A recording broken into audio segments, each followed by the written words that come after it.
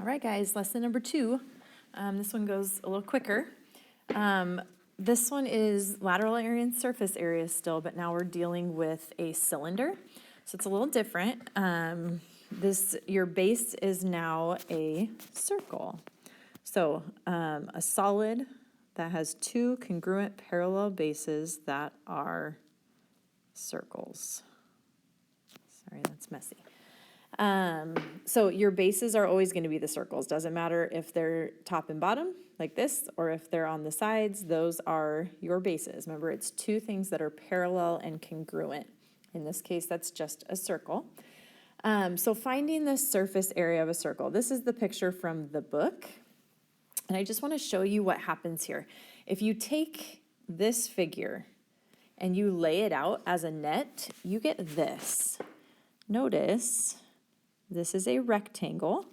That's your lateral area, okay? That's the lateral surface of your figure. So if we're finding the lateral area, we're actually finding the area of a rectangle. But the area of that rectangle is found by using the height of the cylinder. And then this length here, if you think about it, if you take a circle and you roll that circle out into a straight line, that's what we get. That's your circumference. Okay, so the way the book gives it is this: your lateral area is 2 pi r, right? That's c, times the height of the figure.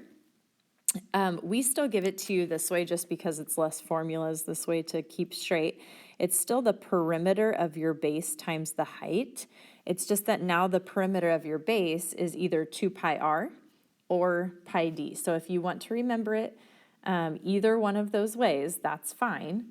And then your surface area, again, takes the lateral area and just adds the area of the 2 circles to it. So again, I will still put it on the formula sheet, surface area equals the lateral area plus 2 times the area of the base. And then you just need to figure out that the area of the base is a circle, which is pi r squared.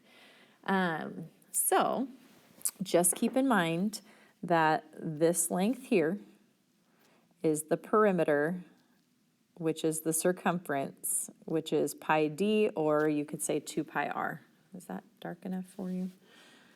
Perimeter, circumference, pi d, or 2 pi r. They're all the same thing, okay? Okay, so 2 quick examples, and then that is it for today, and you can try the homework. Example number 1. The radius of a cylinder is 4 inches. So you have a cylinder. Go ahead and just sketch one of these guys. Where your radius is 4 inches. Okay.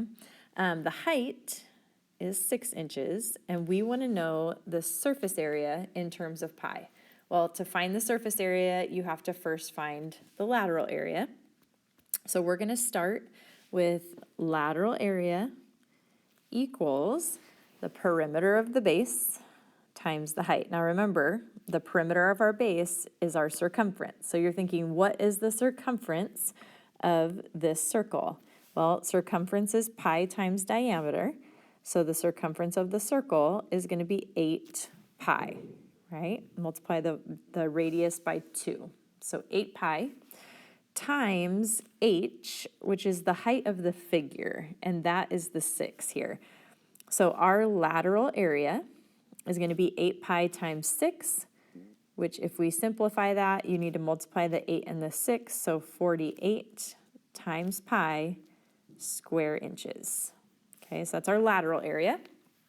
The surface area then, you will do surface area equals the lateral area plus 2 times the area of the base, right? This is the formula for it. Again, if you want to just plug it straight into this one, that's fine, but I will give you this one for the test, okay?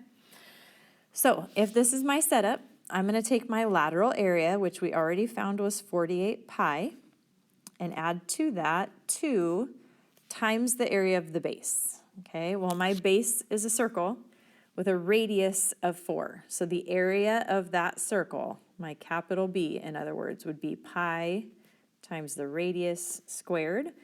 So 16 pi. Okay, that's what's going to go here. That's my capital B.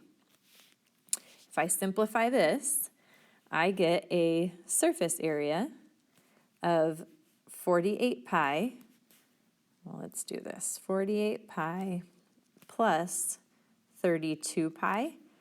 And if you add that together, remember, you can add the 48 and 32 if they both have a pi attached to them. So this would be 80 pi square inches. And that would be your surface area. Okay. Let me know if you have any questions on that in the Q&A setup. All right, example 2. This one is talking about a soup can that's 4.5 inches tall.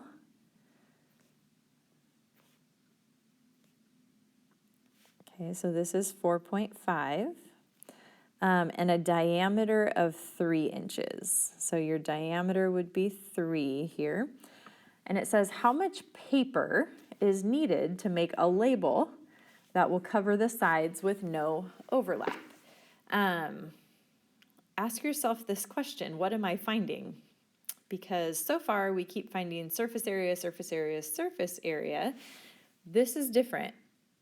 If we're trying to make a label to cover the sides of a soup can, we don't put it on the top and bottom, right? So we're actually finding, did anyone get it yet? We're finding the lateral area and just stopping there, okay? So if this is my setup, I'm gonna do lateral area is P times H. P, again, is the circumference when there's a circle involved. So you're thinking, what is the circumference of this circle? Well, that is pi times the diameter. So 3 pi would be our circumference. And then the height is the 4.5. So we're doing perimeter times height. If you work that out, you get a lateral area of 13.5 if we leave it in terms of pi. Now, in this type of problem, when it's a real world problem, we're actually trying to make a label for a soup can, you would just plug that in. So your lateral area, if you multiply by pi, would be about 42.4 square inches of paper needed to make that label. Okay, so just quick recap, lateral area is perimeter of the base times the height, which will actually manifest itself as 2 pi r times the height or pi d times the height because it's circumference. And then surface area is going to be your lateral area plus 2 times the area of the base, which if we wanted to write that in terms of pi, it would be our lateral area plus 2 times pi r squared. Okay, so that's what you'll be using for a cylinder. And this is kind of how this chapter goes. The first lesson is like, let me introduce a new formula. The second lesson is how do circles play into that formula. So usually the second half of the lesson in this chapter goes pretty well in terms of knowing how the formula works, and we just have to figure out how does pi work into that. Okay, have a lovely day, and please let me know if you have any questions.